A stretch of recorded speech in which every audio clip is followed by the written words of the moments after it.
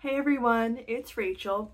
Today I'm going to be giving my thoughts on the book The Testaments by Margaret Atwood.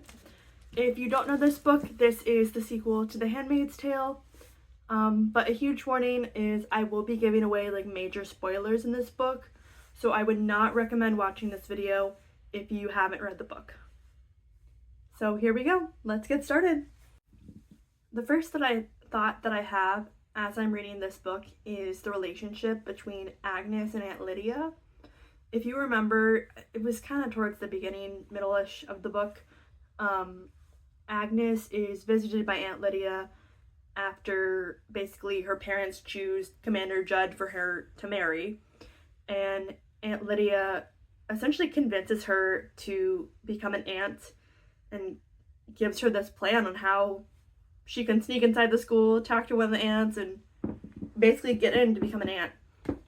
But in my mind, what moral obligation did Aunt Lydia have to help Agnes out like that? We know that she's the double agent in this book. But what moral obligation did she have to do that? I get that she's for saving this girl, but then Shunumite takes over as Commander Judd's wife and gets super sick and everything. But I think she felt bad for how she treated Agnes's mom, June, when she was a handmaid. But I'm kind of going off of that. I'm kind of curious, what was the turning point in which made Aunt Lydia decide to go from this pro-Gilead, pro-turning women into handmaids person into this double agent who's essentially helping Mayday? What was that turning point?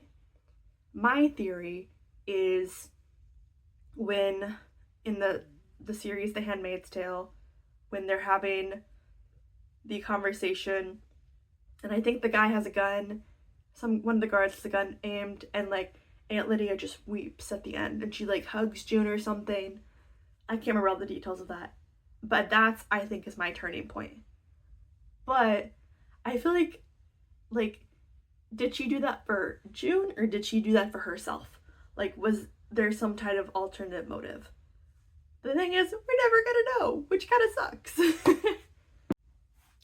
And then the next thought I have about this book is Daisy and Agnes's fathers. So Daisy's father is Nick Blaine, and Agnes's father is Luke, who was June's husband.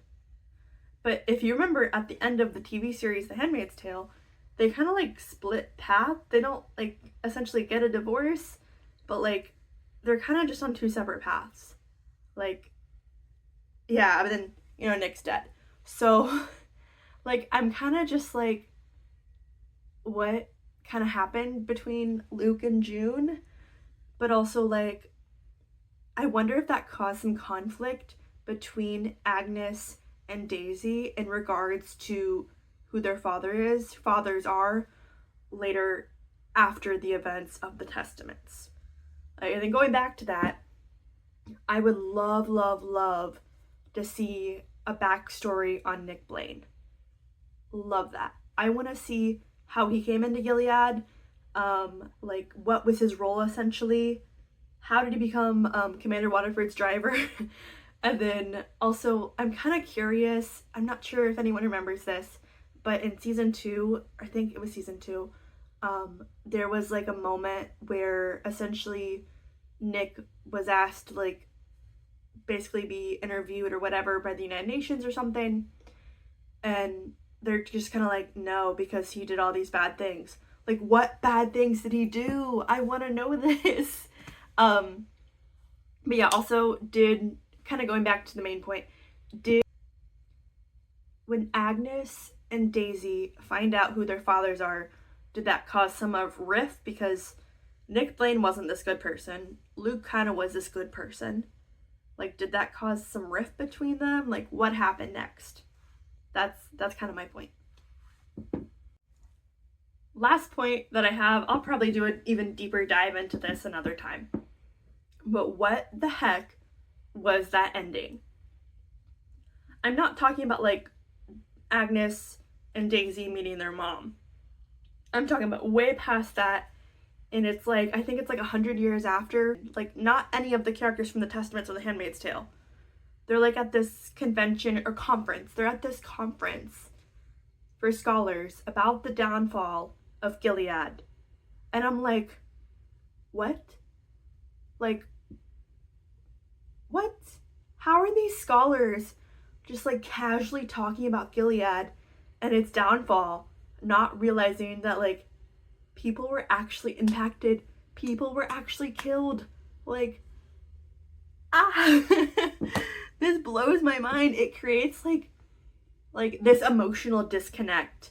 And I thought that was so interesting because I feel like we are so emotionally disconnected to history, even if it was like, for example, the Civil War.